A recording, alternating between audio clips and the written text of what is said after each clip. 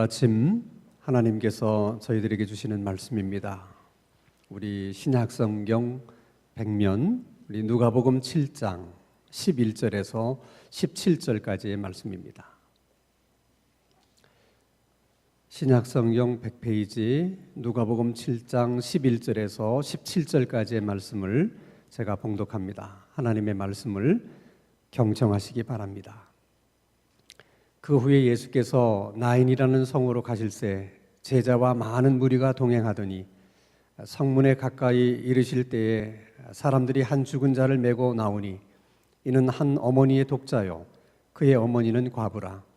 그 성에 많은 사람도 그와 함께 나오거늘 주께서 과부를 보시고 불쌍히 여기사 울지 말라 하시고 가까이 가서 그 관에 손을 대시니 맨 자들이 서는지라. 예수께서 이르시되 청년아 내가 내게 말하노니 일어나라 하시매 죽었던 자가 일어나 앉고 말도 하거늘 예수께서 그를 어머니에게 주시니 모든 사람이 두려워하며 하나님께 영광을 돌려 이르되 큰 선지자가 우리 가운데 일어나셨다 하고 또 하나님께서 자기 백성을 돌보셨다 하더라. 예수께 대한 이 소문이 온 유대와 사방에 두루 퍼지니라. 아멘. 우리가 다른 사람과의 좋은 관계를 위해서 무엇이 중요할까? 또 어떤 것들이 필요할까? 생각해 보면 두 가지로 요약이 됩니다. 하나는 우리 자신을 바르게 이해하는 것이고 또 다른 하나는 상대방을 바르게 이해하는 것입니다. 그래서 가끔은 내가 누구고 또 어떤 사람인지를 알려고 하는 적극적인 노력이 필요해요. 그리고 상대방은 어떤 사람인지를 알려고 하는 열심히 있는 노력도 필요합니다. 우리가 우리 자신을 바르게 이해하지 못하고 스스로를 과소평가한다든지 또 스스로를 과대평가한다면 다른 사람들과 좋은 관계를 갖는 것은 쉽지 않은 일입니다. 뿐만 아니라 우리가 상대방을 신뢰하지 못하고 계속 의심하고 있다면 역시 좋은 관계를 맺기는 쉽지 않은 일입니다.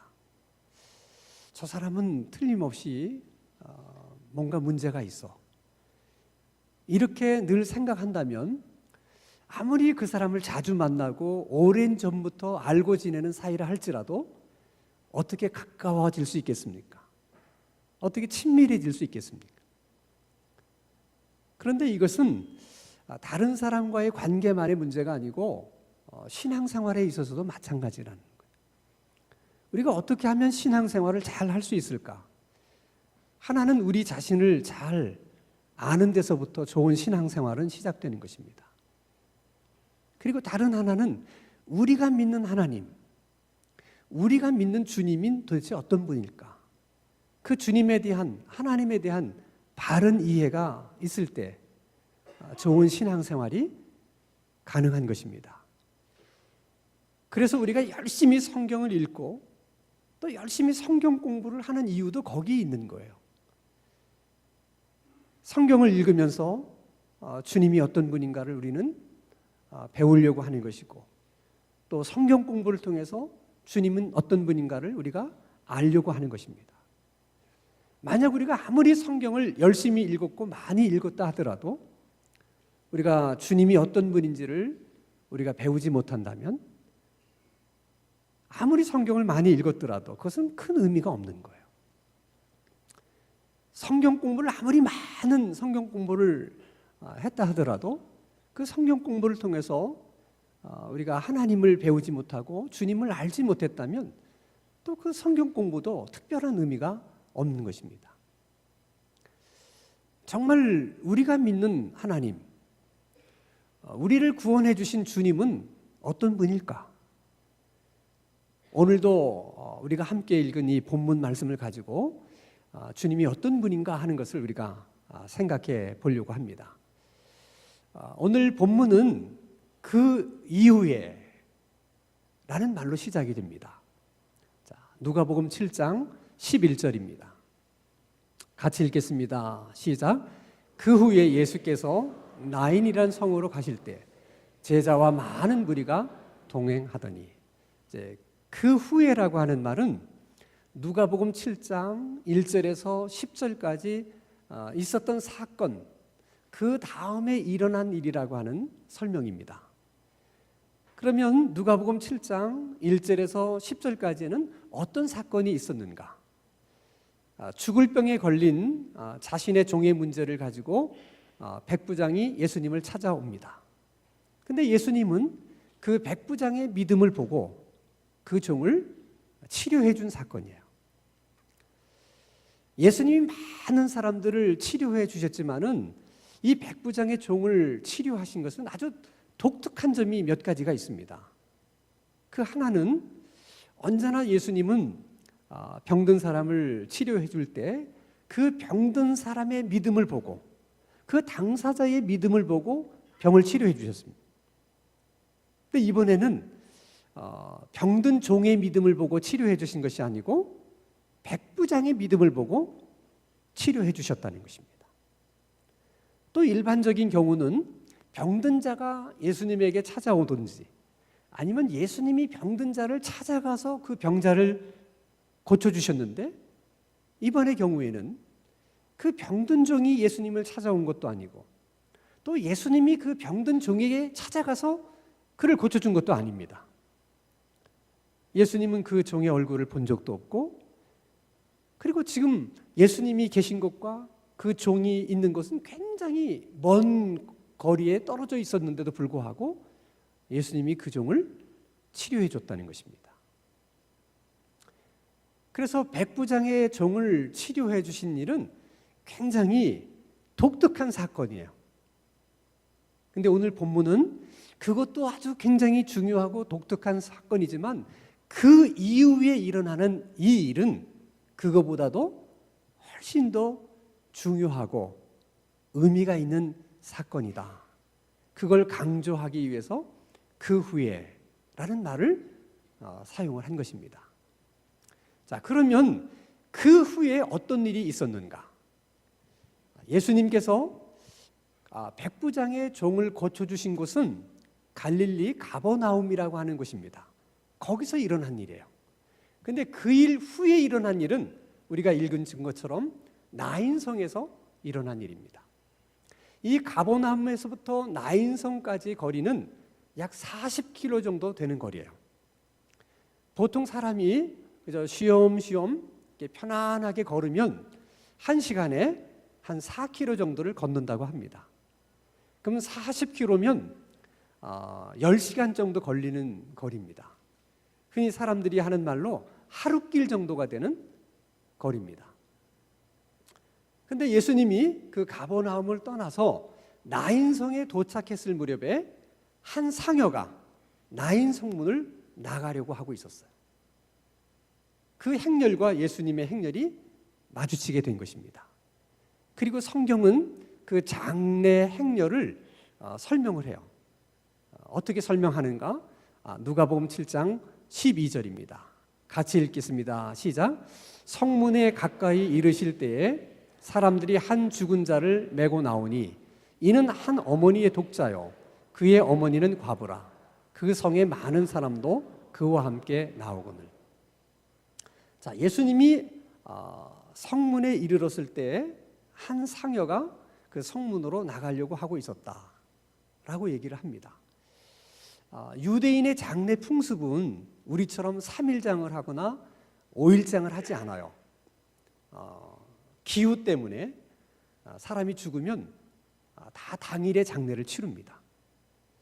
그리고 우리가 잘 아는 것처럼 우리는 하루의 시작이 새벽이죠. 그래서 다시 새벽이 되면 이제 하루가 지난 것입니다. 근데 유태인들은 거꾸로 저녁이 하루의 시작이에요. 또 다른 저녁이 오면 하루가 지난 것입니다. 그 저녁이라고 하는 시간은 대략 오후 6시를 가리키는 거예요. 자, 사람이 죽었습니다. 당일에 장례를 치러야 됩니다. 그러면 적어도 오후 6시가 되기 전에 장례를 치러야 되는 것입니다. 그러면 이 장례 행렬도 아마도 서너 시경에 장례를 치르기 위해서 성문으로 나가고 있지 않았겠는가 이렇게 추정을 해요.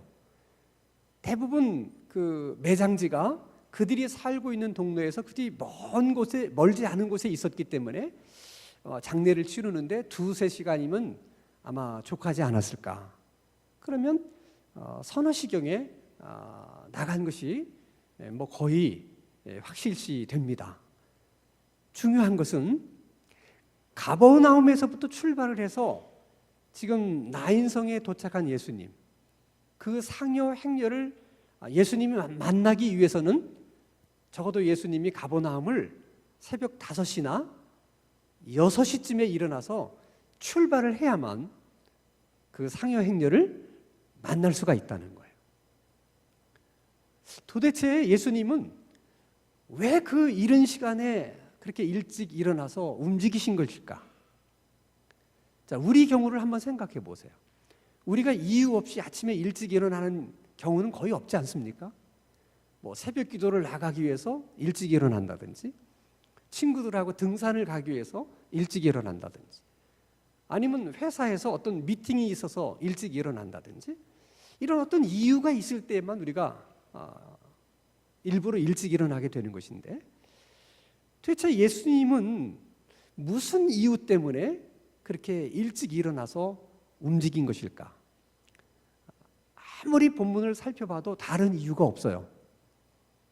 이 상여 행렬을 만나기 위해서 예수님이 그처럼 일찍이 일어나신 것이다. 그것 외에는 다르게 설명할 길이 없는 거예요. 그렇다면 예수님이 이 장례 행렬을 만난 것은 절대 우연이 아니라는 것입니다. 여러분 한번 생각해 보세요. 40km나 떨어진 가버나움에서 예수님이 출발을 하고 상여는 나가고, 그 상여를 예수님이 만날 수 있는 확률이 얼마나 되겠어요? 오시는 길에 10분만 더 휴식을 취했더라도 이 행렬을 만날 수가 없습니다. 가버나움에서 10분만 일찍 출발하셨더라도 이 장례 행렬을 만나기는 쉽지 않았을 거라는 거예요. 그렇기 때문에 이 장례 행렬을 예수님이 만난 것은 우연한 사건이 아니라 이것은 처음부터 의도된 사건이고 치밀하게 계획된 사건이라는 거예요. 도대체 이 장례가 예수님에게 어떤 의미가 있었길래 이 장례, 이 상여 행렬을 만나기 위해서 예수님이 그렇게 서둘러서 아침부터 일찍 일어나서 오시게 된 것일까 하는 거예요. 오늘 성경은 이렇게 설명해 줍니다. 아들 하나가 죽었는데 과부의 아들이라는 것입니다. 그런 장례라는 거예요. 여러분, 예수님 당시에 여자가 사회적으로 할 수 있는 일은 아무것도 없었습니다. 그 당시 사람들은 살아가기 위해서 했던 일들이 농사를 짓는 일이 아니면 가축을 키우는 일입니다. 농사라고 하는 것도 지금처럼 뭐 기계를 가지고 농사를 짓는 것이 아니기 때문에 농사를 짓기 위해서는 굉장히 강도 높은 노동력이 필요해요. 그래서 여자는 할 수가 없는 거예요. 가축을 키우는 것도 집에서 뭐 이렇게 묶어놓고 키우는 것이 아니라 풀 있는 곳을 계속 찾아다니면서 이동하면서 가축을 키워야 했기 때문에 그건 여자가 할 수가 없었어요. 결국은 남자가 생계를 책임질 수밖에 없는 것입니다. 그 생계를 책임지던 남편이 죽으면 그때부터는 대책이 없는 거예요.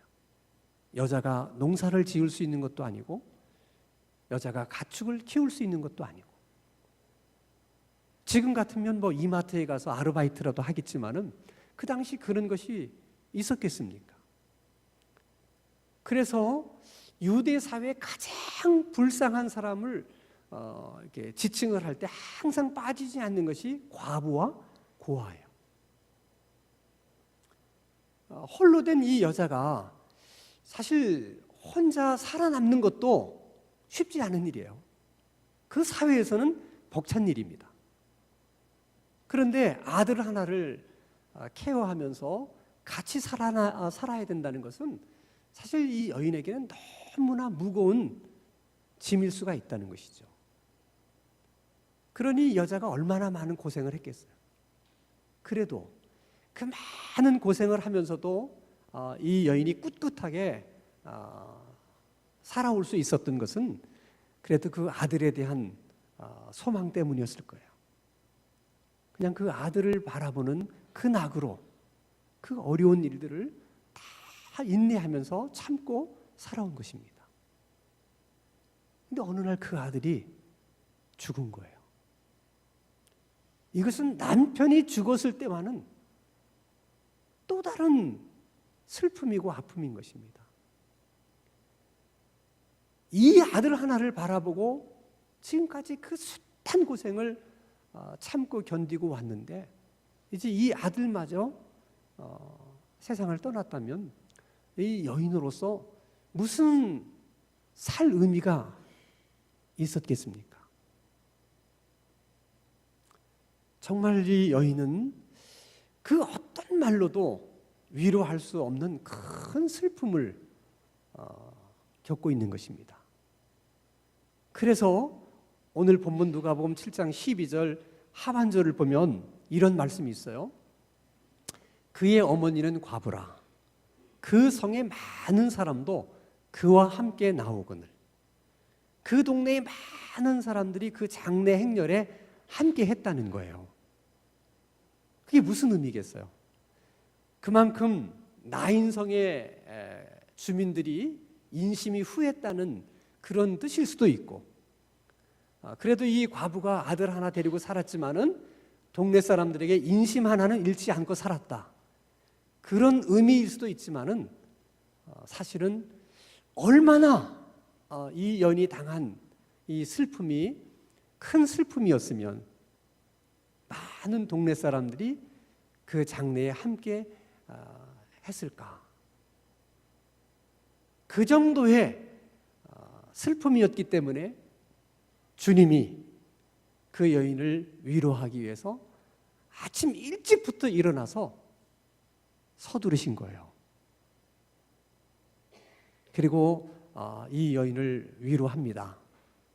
자, 누가복음 7장 13절입니다. 같이 읽겠습니다. 시작.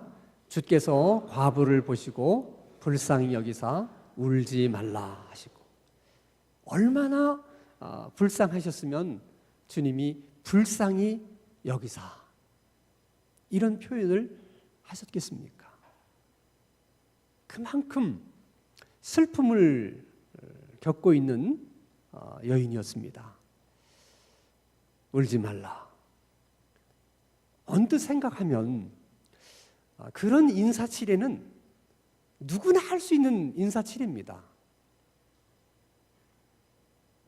아주머니 그만 우세요. 어떻게 하겠습니까? 그래도 산 사람은 살아야죠. 대부분의 사람들이 위로하는 것은 그런 말이에요. 그러나 예수님께서 울지 말라 이렇게 말씀하신 것은 단순히 그런 인사치레의 위로가 아닙니다. 주님께서 울지 말라 말씀하시는 것은 내가 더 이상 울지 않도록 내가 해주겠다.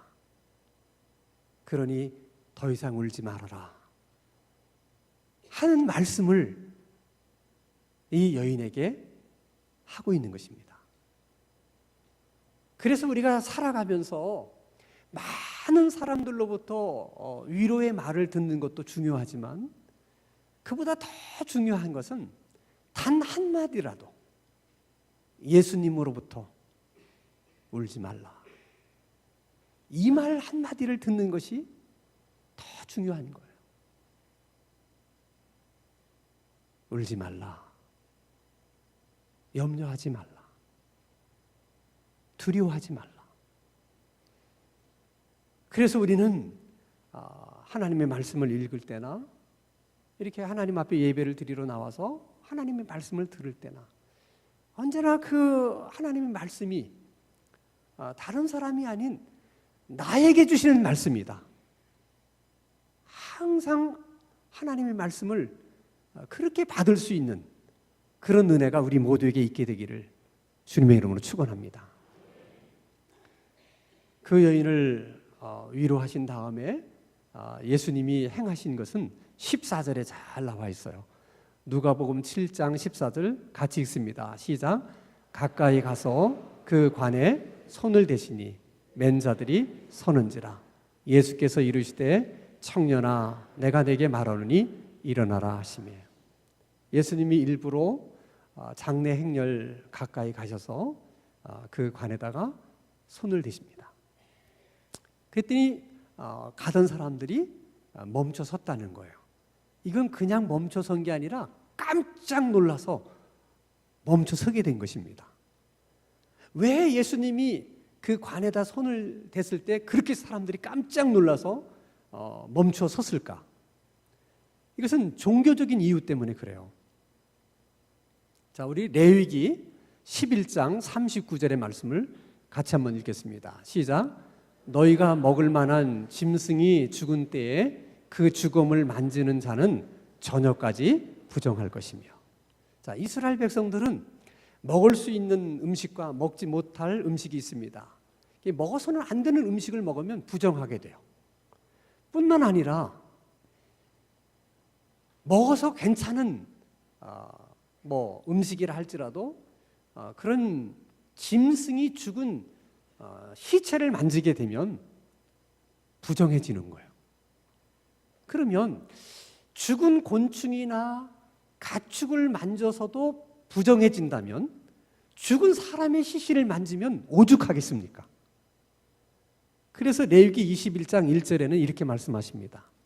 같이 읽습니다. 시작.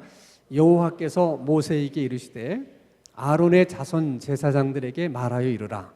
그의 백성 중에서 죽은 자를 만짐으로 말미암아 스스로를 더럽히지 말라. 근데 지금 예수님이 관에다가 손을 댄 거예요. 이스라엘의 관은 대부분 관뚜껑이 없습니다. 그러니까 예수님이 죽은 시신에다가 손을 대는 것과 같은 거예요. 그러니 얼마나 놀랬겠어요, 사람들이. 자, 이거를 여러분 좀 실감나게 우리가 느끼려고 하면 이런 겁니다. 우리가 얼마 전에 그 낙타로부터 전염된다고 하는 그 메르스 때문에 우리 사회가 발칵 뒤집힌 적이 있습니다. 치료약이 별로 없는데 이 메르스가 확산이 되면 큰 문제죠.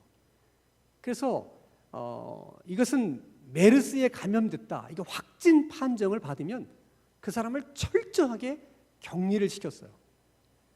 그를 치료하는 의사들도 간호원들까지도 다 격리를 시켰습니다. 전염이 된다는 것이 그렇게 무서운 거예요. 그래서 많은 사람들도 어느 병원에 메르스 환자가 있었다, 그럼 안 가잖아요. 전염될까 봐 두려워서. 그러니까 이스라엘 백성들이 부정하게 된다고 하는 것이 그런 거예요. 근데 지금 예수님이 관에다가 손을 대신 것은 메르스에 감염되려고 일부러 예수님이 그렇게 하셨다는 거예요. 그러니 어떻게 사람들이 놀라지 않을 수가 있겠습니까? 그러면 예수님이 왜 그러셨을까 하는 거예요. 여러분, 일반적으로 정결한 사람이 부정한 것을 만지면 정결한 사람이 부정하게 되지 부정한 것이 정결하게 되는 법이 없습니다. 그래서 하나님이 만지지 말라는 거예요. 근데 주님의 경우는 달라요. 주님이 부정한 것을 만지면 그 부정한 것을 만진 주님이 부정해지는 것이 아니라 주님이 만진 그 부정한 것이 정결해지는 거예요. 어째서 그럴까? 그것은 예수님이 말씀하신 것처럼 나는 세상의 빛이기 때문에, 나는 부활이요 생명이기 때문에 그런 것입니다. 아무리 짙은 어두움이라 할지라도 어두움은 빛을 이기지 못해요. 그 어두움이 빛을 어둡게 만들지 못해요. 빛이 비치면 아무리 짙은 어두움도 어두움은 물러가게 돼 있습니다. 죽음이 생명을 이기는 법이 없습니다. 언제나 생명이 죽음을 이기는 거예요. 그래서 예수님이 관에 손을 댔지만 부정해진 것이 아니라 오히려 부정한 그 시체가 다시 살아나게 되는 거예요. 자, 이 과부의 입장에서 보면 인생 다 끝났다고 생각했어요. 오직 아들 하나 바라보고 살았는데 이제 그 아들마저 죽었습니다. 내가 더 살아야 될 이유가 뭐가 있겠습니까? 죽은 아들이 지금 관에 누워 있고 지금 그 죽은 아들을 매장하기 위해서 지금 나가고 있는 길입니다. 다 끝났어요. 그런데 주님이 다 끝났다고 생각한 그 일을 다시 시작할 수 있도록 해주신다는 거예요. 그렇게 그 여인의 품을 떠난 아들 때문에 그렇게 마음 아파하고 슬퍼하는 여인에게 그 아들을 다시 되돌려 주신 거예요. 다시 그 어미 품에 그 아들을 안기게 해주신 것입니다. 이 과부의 입장에서 생각해 보면 정말 그 은혜를 뭘로 다 감사할 수 있으며 그 은혜를 뭘로 다 표현할 수 있겠습니까?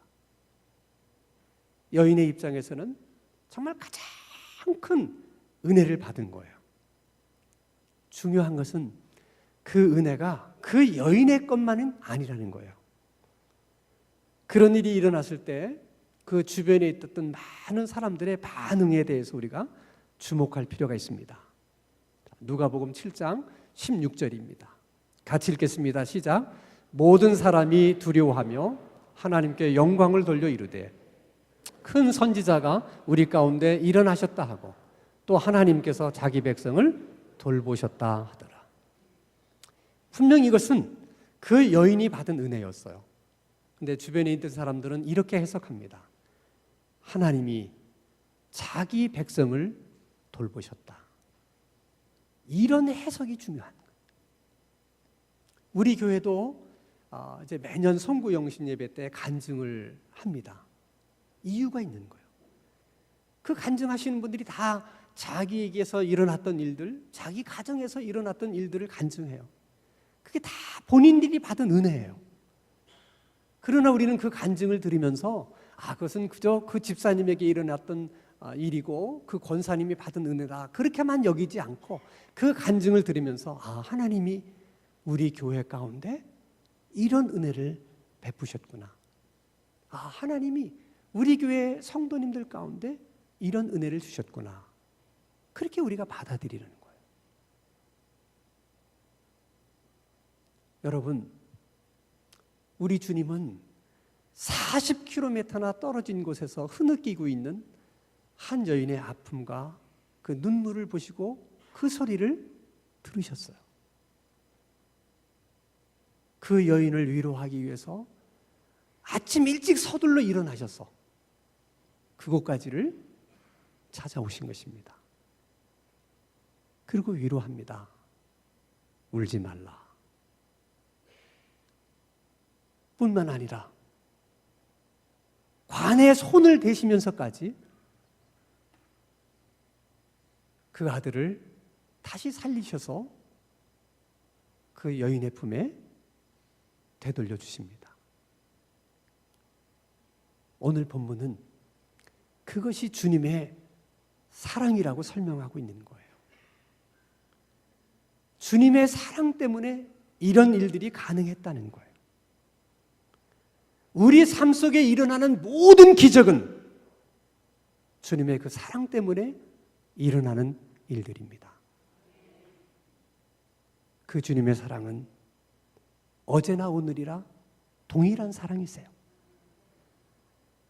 그래서 주님은 우리의 아픔을 외면하지 못하시는 것이고 우리의 눈물을 외면하지 못하시는 것입니다. 주님의 그 사랑 때문에 우리가 흐느끼며 주님의 이름을 부르며 기도할 때 하나님이 그 기도를 다 들으실 수밖에는 없는 것입니다. 바라기는 주님의 그 사랑이 평생 우리 가운데 함께 하시기를 바라고, 또한 주님의 그 사랑을 조금도 의심하지 않을 수 있는 우리들의 신앙생활이 될 수 있기를 주님의 이름으로 축원합니다. 기도하겠습니다. 거룩하신 하나님 아버지, 우리를 사랑하시는 주님의 그 사랑을 끝까지 의심하지 않을 수 있는 믿음을 허락해 주시고, 그 주님의 사랑을 다시 한번 체험할 수 있는 은혜도 허락해 주시옵소서. 예수님의 이름으로 기도하옵나이다. 아멘.